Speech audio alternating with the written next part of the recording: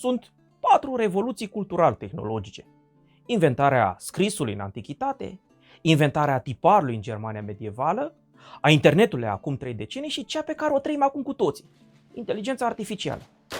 Creșterea exponențială a productivității propulsate de cea din urmă aduce cu ea însă și multe pericole în fața cărora trebuie să fim pregătiți din timp. Falsurile de documente au fost produse și au circulat dintotdeauna. Falsuri ordinare precum protocoalele înțelepților Sionului care alimentează conspirațiile zioniste și umplu rafturile cu literatură dubioasă, hrana preferată a celor cu idei puține, dar fixe, vor păli în fața rezultatelor unei inteligențe creative cu mult superioară omului. Și ne aflăm în acest moment doar la începutul epocii de piatră a acestei revoluții tehnologice. Vă prezentăm un astfel de text produs de ChatGPT-4 ca să realizați în ce măsură această tehnologie poate fi abuzată.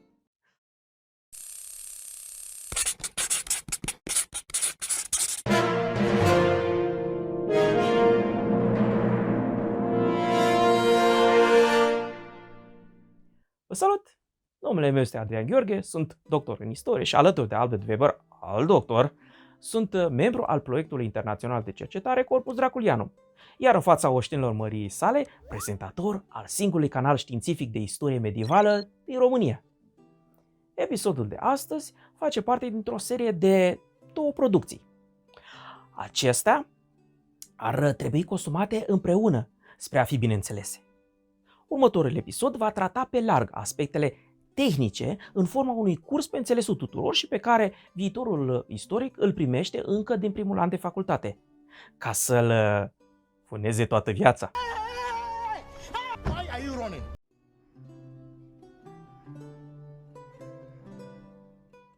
Primul pas pentru analiza autenticității unui document este pur și simplu accesul la acesta. Trebuie să puteți avea o privire ca să-l judecați.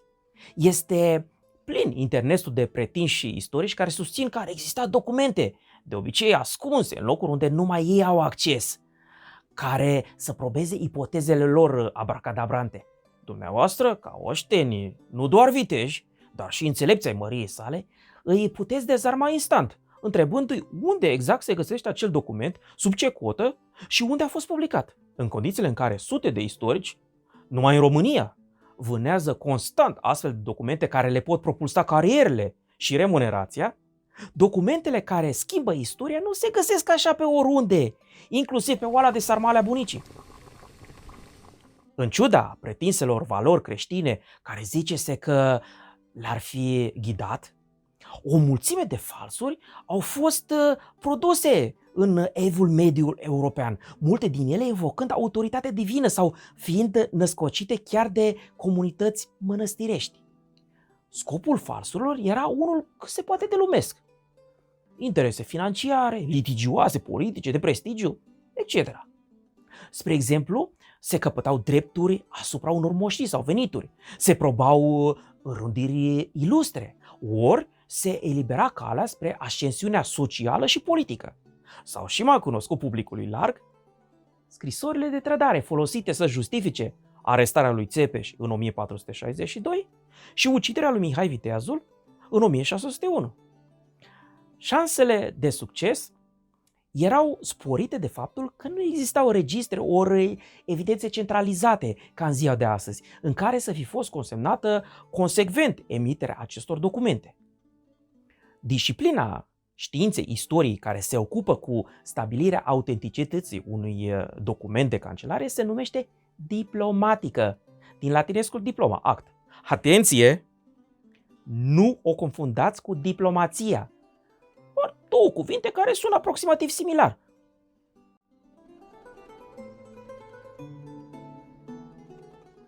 Critica externă privește materialitatea documentului. Istoricul verifică dacă hârtia corespunde cu epoca emiterii documentului. Spre exemplu, un hrisov din secolul XIV trebuie să fie scris pe pergament, produs cel târziu în acest secol și nu pe hârtie de secol XVII. Pentru verificarea și datarea hârtiei se folosesc cataloge speciale, precum cele de filigrane. Din păcate, metodele chimice și izotopice actuale nu ajută mai deloc la datarea pergamentelor, însă există alte metode analitice, așa cum vom vedea în continuare. Scrisul este un alt reper. În fiecare secol se scria cu anumite caracteristici și cu cerneală preparată după rețete specifice. Și dumneavoastră puteți discerne fără niciun studiu de specialitate un scris de acum 100 de ani de unul din timpul lui Ceașcă. Ca și astăzi, documentele oficiale erau mereu autentificate prin sigiliul pe cetea emitentului, despre care v-am vorbit aici, și prin semnătura acestuia. Semnătură pe înțelesul nostru, fiindcă monograma domnească, așa cum v-am explicat în acest short, era aplicată cu cerneală roșie doar pe actele solemne și de către o persoană din cancelare cu mare experiență de caligraf. Deci nu domnul semna cu mâna proprie documentele sale, ci delega pe logofăt să o facă în locul lui.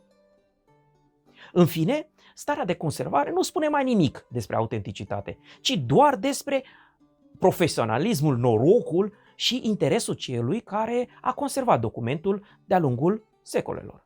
Avem documente de la Vlad Țepeș din același an, unele călcate de acceleratul de buftea și altele ce par proaspăt ieșite din tipografiile chinezești.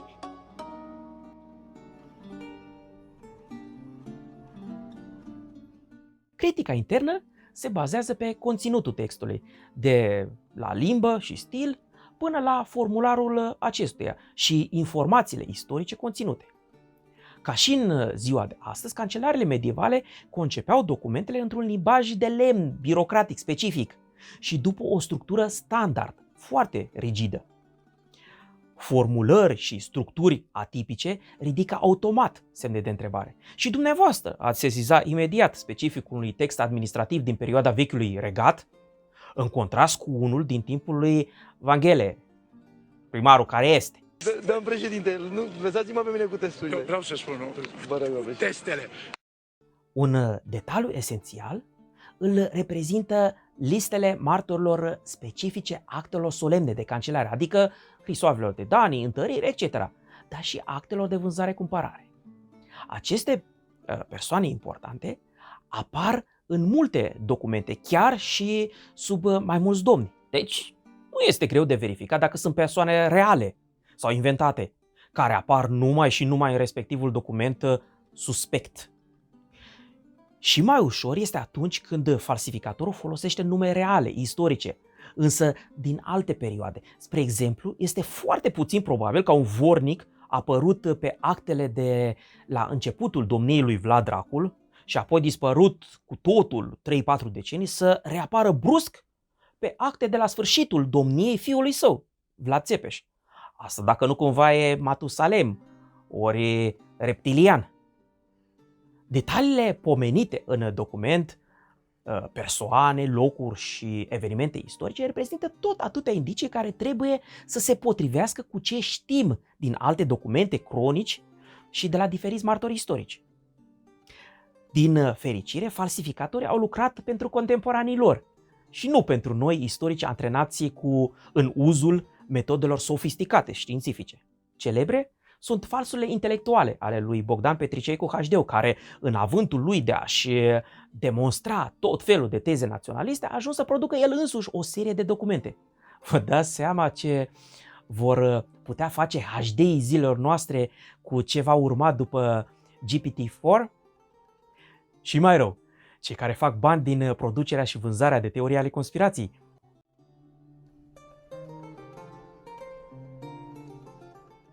Precum vedeți, nu este prea ușor să falsifici un document. Culmea este că pentru a produce un bun fals, trebuie să fii practic un foarte bun istoric. Iar ceea ce nu puteți face ca istoric, poate face acum ChatGPT pentru tine. Și pe măsură ce acesta va avansa tehnologic, rolul experienței de istoric va pierde importanță. Aceste programe sunt antrenate cu baze de date precum Wikipedia, îndopate ca pui de crevedia cu cărți întregi, de multe ori chiar ilegal, cu cărți și articole științifice protejate de copyright.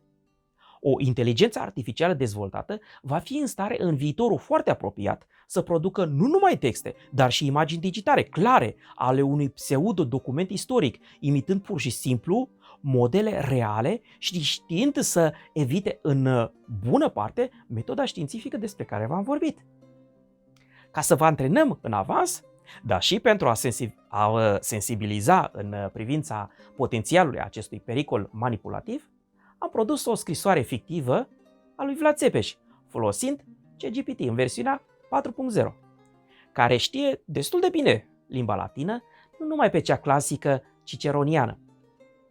Evident că tehnologia încă nu este suficient de avansată pentru a produce imagini verosimile de documente istorice.